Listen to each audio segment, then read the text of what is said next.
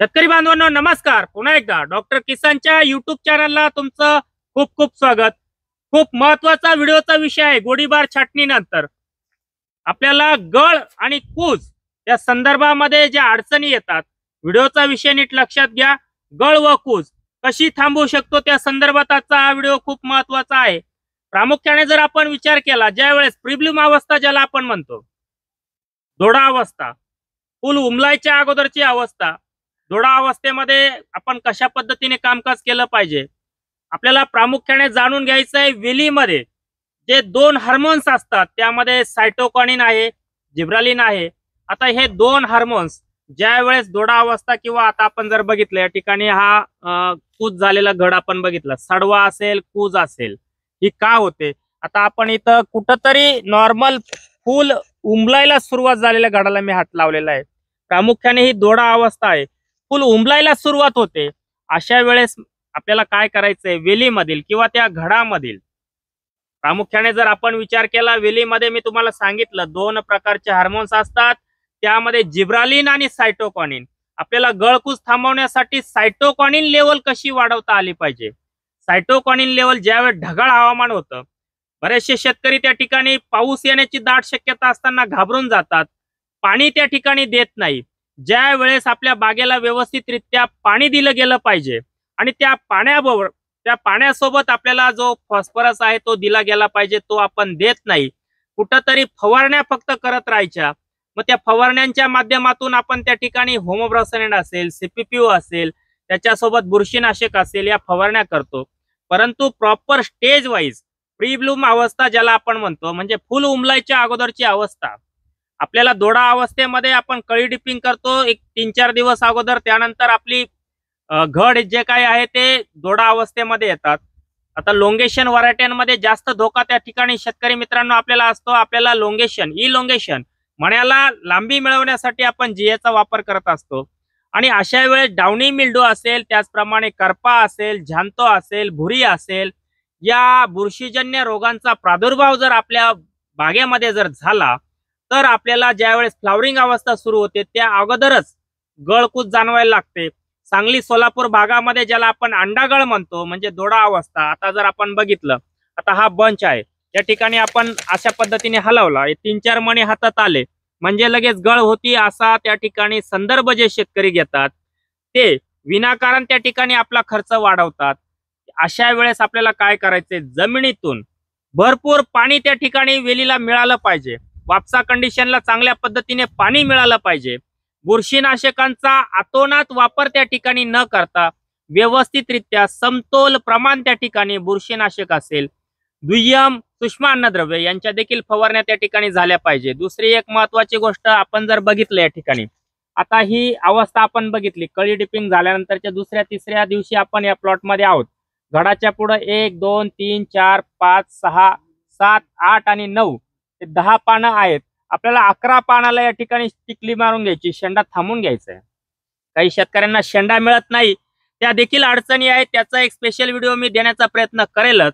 आजचा व्हिडिओ गळ आणि कूज ही कशी रोखता येईल आणि ती रोखत असताना आपल्याला त्या ठिकाणी फंगीसाइड बुरशीनाशकांचा वापर, अन्नद्रव्य व्यवस्थापन, कॅनोपी मॅनेजमेंट या 3 गोष्टींकडे प्रामुख्याने लक्ष देणं गरजेचं आहे.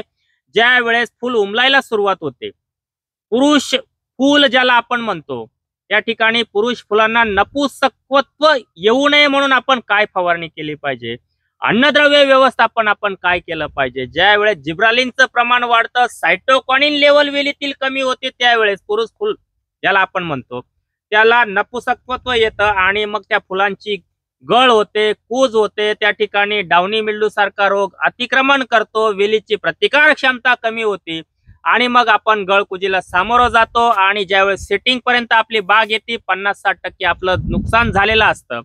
म्हणून आपल्याला 10 ते 15% ज्यावेळेस फ्लावरिंगला आपली बाग येईल, लोंगेशन व्हरायट्या असतील किंवा रेग्युलर आपण गोल व्हरायट्यांमध्ये काम करत असो, आपल्याला लोंगेशन मिळवण्यासाठी फ्लावरिंग स्टेजला जेचा वापर असेल, इतर हार्मोनचा वापर असेल, संजीवकांचा वापर असेल, बुरशीनाशकांचा वापर असेल, त्याचा व्हिडिओ लवकरच मी देण्याचा प्रयत्न तुमच्यासाठी करणार आहे. परंतु आज हा जनरली जो व्हिडिओ आहे, गळ आणि कूज कशी रोखता येईल, त्यासाठी अन्नद्रव्य व्यवस्थापन काय केलं पाहिजे, पाणी नियोजन कसं केलं पाहिजे, त्या संदर्भामध्ये पुरुष फुल ज्यावेळेस फुल उमलतंय आणि सायटोकानिन लेवल कमी झाल्यानंतर जिब्रालिनचं प्रमाण वाढतंय, अशा वेळेस पुरुष फुल. नपुसकत्व येऊन त्या ठिकाणी कूज आपल्याला जाणू शकते, गळ आपली होऊ शकते. त्यासाठी सायटोकानिन लेवल आपल्याला जर व्यवस्थितरित्या ठेवायची. पांढऱ्या मुळ्या आपल्या ज्या काही वेलीच्या मुळांची संख्या आहे, आपण आता जर बघितलं तर ट्रॅक्टर चालतो, पूर्ण त्या ठिकाणी पाऊस जर आला तर त्या ठिकाणी हार्डनेसपणा, कडकपणा येतो. आपल्याला हा बेड पूर्णपणे फुटेपर्यंत, ज्यावेळेस कळी डिपिंग करता तुम्ही 26, 27, 28 दिवसाला, त्यावेळेस भरपूर पाणी द्या. त्यानंतर पुढच्या 3 ते 4 दिवसामध्ये 32, 34, 35 दिवसाला तुमची प्रिलिम अवस्था येते, फुल उमलायला सुरुवात होते. त्यावेळेस मी परत एकदा सांगतो, पुरुष फुलांना नपुसकत्व येऊ देऊ नका. ते कसं येतं त्याचं देखील स्पष्टीकरण मी दिलं. आणि त्यासाठी तुमचं 10-12%, 15-20% फ्लॉवरिंग अवस्था सुरू होते. अशा वेळेस तुम्हाला जमिनीतून पांढऱ्या मुळांची संख्या सातत्याने सुरू ठेवायची, मुळांचा ऍक्टिव्हपणा सातत्याने सुरू ठेवायचा आहे. बॅक्टेरिया त्या ठिकाणी काम कशा कार्यरत करत राहतील, त्यासाठी तुम्हाला 10 ते 15-20% फ्लॉवरिंग अवस्थेमध्ये व्हरायटी कुठलीही असू द्या, नॉन पिजार असेल, पिजार व्हरायटी आहे, लोंगेशन व्हरायटी आहे, गोल व्हरायटी आहे, कलर व्हरायटी आहे, कुठल्याही व्हरायटी असो, त्यामध्ये तुम्हाला 15-20% फ्लॉवरिंग अवस्थेमध्ये फुल उमलतंय. त्यावेळेस आपल्याला जमिनीमधून एकरी 5 लिटर 4 स्ट्रोक, त्यासोबत 0-60-20 ICLच 0-60-20 घ्यायचंय. 5 किलो फक्त एकरी आपल्याला त्या ठिकाणी देऊन घ्यायचंय. आणि त्याच वेळेस आपल्याला फवारणी वरतून फवारणीच्या माध्यमातून आपल्याला कुठलं बुरशीनाशक गेलं पाहिजे, त्यासाठी एकरी 400 ते 500 लिटर पाणी गेलं पाहिजे. 200 लिटरचं प्रमाण सांगतोय, एकरी 400-500 लिटर पाणी गेलं पाहिजे. प्रमाण 200 लिटरचं सांगतोय. 200 लिटरला रिवर्स हे बुरशीनाशक 160 मिली आणि स्कोर हे बुरशीनाशक 75 ते 100 मिली 200 लिटरला ही फवारणी घ्या. दुसऱ्या दिवशी तुम्हाला फवारणी करायची. कीटकनाशकची फवारणी करत असताना एक्सपोर्टच्या बागा असतील त्या ठिकाणी ग्रीनलँडचं लॅरिऑक्स 250 मिली, अभिनील क्रॉप सायन्सचं जे सीविड आहे डायरेक्टर हे 500 मिली ही एक फवारणी करून घ्या. त्याच्यानंतर पुढच्या दिवशी तुम्हाला फवारणी त्या ठिकाणी करायची 0-60-20, 0-60-20 500 ग्रॅम, अँट्रोकॉल 400 ग्रॅम ही एक फवारणी करून घ्या. त्यानंतर पुढच्या दिवशी तुम्हाला फवारणी करायची. लुना तुम्ही घेऊ शकता 200 लिटरला 100 मिली, किंवा ॲमिस्टार 200 मिली आणि स्कोर 100 मिली ही एक फवारणी तुम्ही घेऊ शकता. डाऊनी मिल्डो असेल, पावडरी मिल्डो असेल, करपा असेल, गळकूज होऊ द्यायची नाहीये. हळूहळू 60-70% फ्लॉवरिंग पास व्हायला सुरुवात, म्हणजे फ्लॉवरिंग अवस्था येते. 80-90% फुलारा पास व्हायला सुरुवात होईल, त्यावेळेस तुम्हाला फवारणी त्या ठिकाणी करायची आहे. सलग 2 दिवस तुम्हाला फवारणी करायची आहे. सकाळी 7 वाजेच्या आत हार्जेनियम ट्रायकोड्रामा प्रोटेगो 500 ग्रॅम, बॅसिलस 500 मिली पहिल्या दिवशी. दुसऱ्या दिवशी फवारणी करायची परत एकदा प्रोटेगो 500 ग्रॅम, अँट्राकॉल 400 ग्रॅम. अतिशय जास्त गळकूज वाटत असेल, कॅनोपी गच्च आहे, पाऊस येतोय, पानं ओले राहत आहे, दव बादळ पडतंय, अशा वेळेस फवारणी तुम्ही करू शकतात. ज्या वेळेस 80-90% फ्लॉवरिंग अवस्था आहे, गळकूज जाणवते, सेटिंग स्प्रे घ्यायला घाई करू नका.